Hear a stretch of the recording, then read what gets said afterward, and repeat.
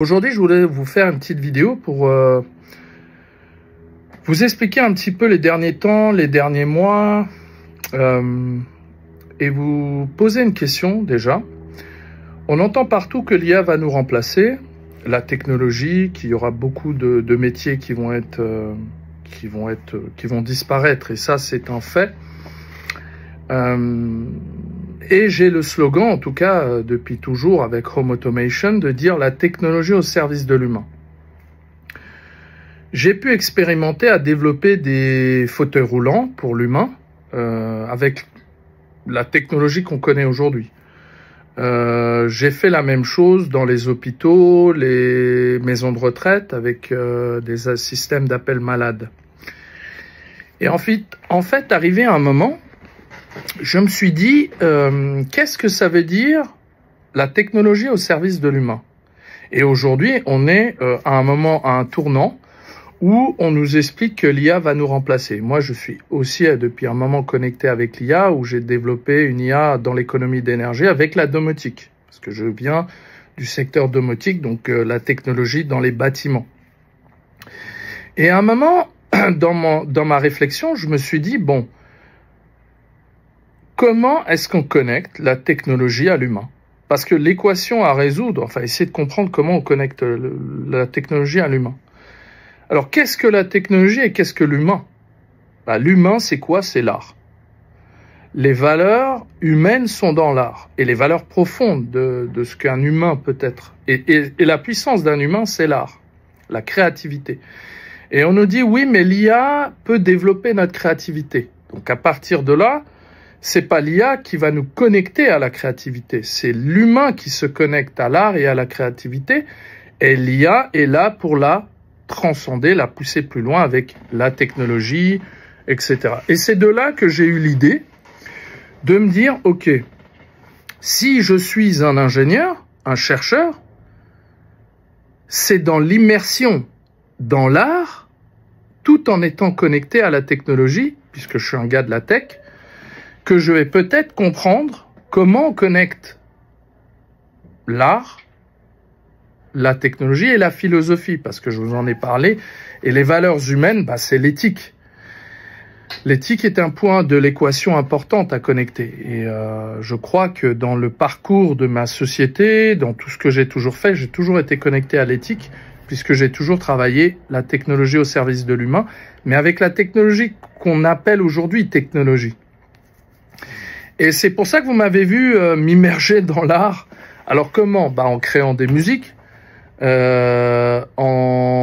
me connectant à des festivals, en étant présent dans des festivals de musique, alors musique classique, comme je l'ai fait en 2024, qui m'a permis de connecter un point et de voir comment ce monde se passe, comment on l'organise, comment on s'immerge dedans, notamment dans la musique classique, avec des artistes, tout en les voyant, en les aidant, en les écoutant, donc se connecter à leur monde, pour mieux les comprendre.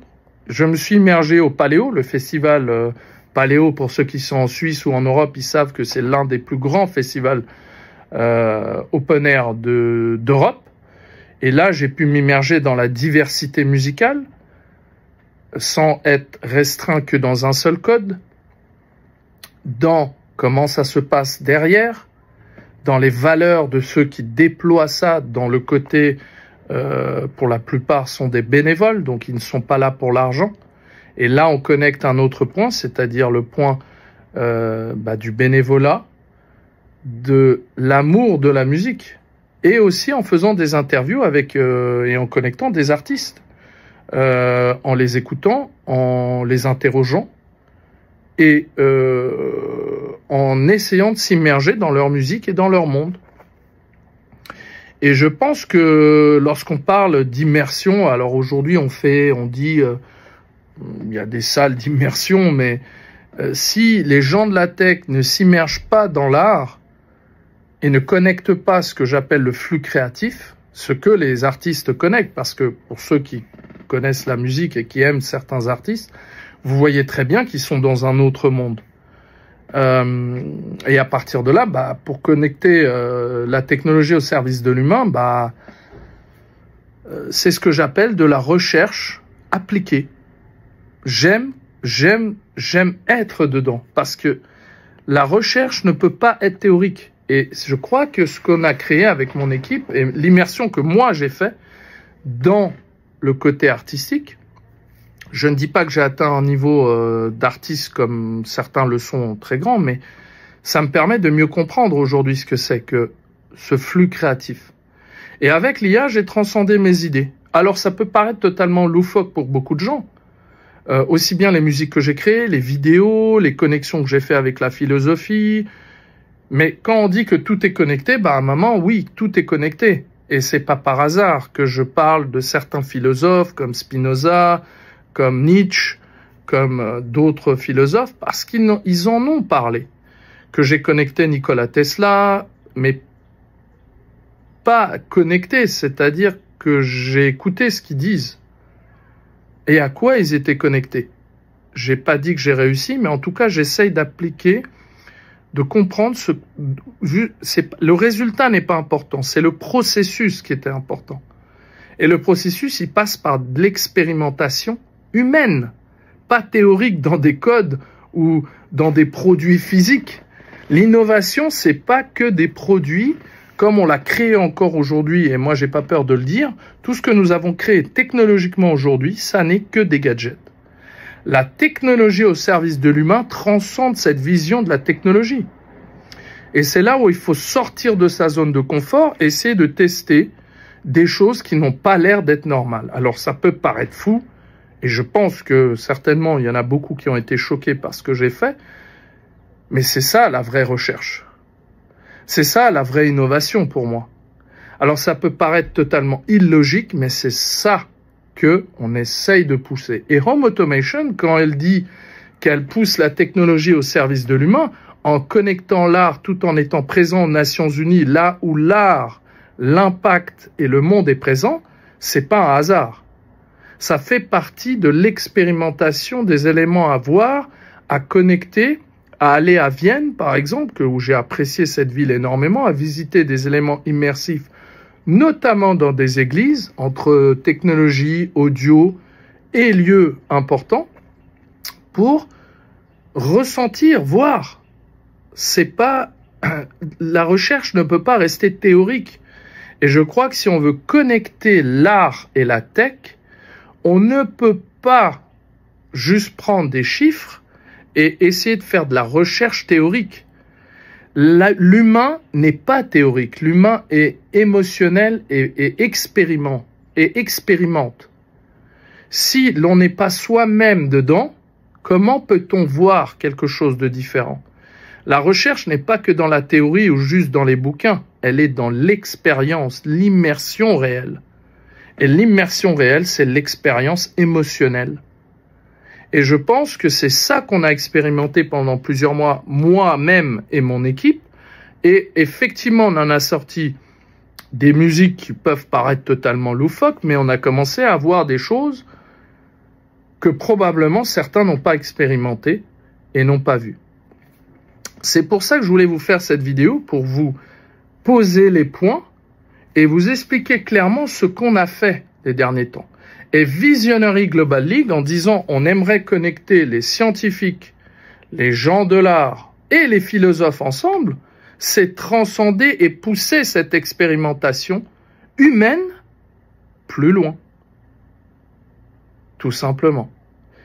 Ça peut paraître bizarre, ça peut paraître illogique pour peut-être la plupart des gens, mais quand on veut réellement connecter ça, on ne peut pas passer dans la théorie, dans des codes d'algorithmes d'IA pour arriver à voir ça. Et je pense que l'humain aujourd'hui, si elle veut pas se faire remplacer par l'IA dans tous les métiers, eh ben, elle doit connecter cette forme de créativité qui est propre à l'humain. Et l'IA pourra jamais la copier. Et ça, je peux le dire personnellement parce que je l'ai vécu. Et c'est en partie pour ça qu'on a fait cela. Ça peut paraître totalement illogique, mais je crois que c'est aussi pour ça qu'on a été reconnu, j'ai été reconnu parmi les 100 leaders visionnaires du monde. C'est parce qu'on est en train de tester quelque chose de visionnaire. Avec l'IA, l'art et la musique, effectivement. Parce que la musique, effectivement, c'est un art extrêmement important si on commence à y réfléchir correctement. Alors, j'espère que cette vidéo va vous permettre de mieux comprendre le raisonnement, mais qui est un raisonnement qui est factuel en fait. C'est ce que j'appelle de la vraie recherche. C'est de la recherche appliquée. Je suis quelqu'un qui aime être immergé dans les éléments et j'aime quand c'est appliqué, pas théorique. Et si on veut connecter l'art et l'humain, bah, il faut réussir à aller dans cette pratique réelle, cette immersion totale. Et Home Automation, à partir de là, elle peut amener quelque chose de transcendant et Visionary Global League aussi. J'espère que cette explication que j'essaie de faire la plus claire et la plus simple vous permet de comprendre ce que Home Automation fait et comment est-ce qu'on essaye de transcender cette connexion entre l'art et la technologie. Tout simplement en expliquant que l'humain, ça n'est pas du code 0-1, ça n'est pas du software, comme on le voit dans la technologie, et que si on veut vraiment aller, je dirais, dans une compréhension où l'IA ne va pas nous remplacer, je crois que c'est là où on doit sortir de sa zone de confort. Et c'est ce que nous on fait. Ça peut paraître totalement illogique pour tout le monde, mais je crois que c'est ça l'innovation et c'est ça sortir de sa zone de confort et aussi de ses croyances pour commencer à voir et à essayer de définir autre chose, expérimenter quelque chose d'autre entre art, technologie et philosophie. Ces points-là, c'est pas des points que j'ai pris par hasard, tout simplement parce que c'est ce que les grands avaient connecté. Alors j'ai nommé, pour ceux qui ont vu dans des articles dans Forbes, Tesla, Léonard de Vinci, Einstein, mais regardez les faits, c'est ce qu'ils avaient connecté, donc c'est qu'il y a quelque chose d'important dedans. C'est pas plus compliqué que ça.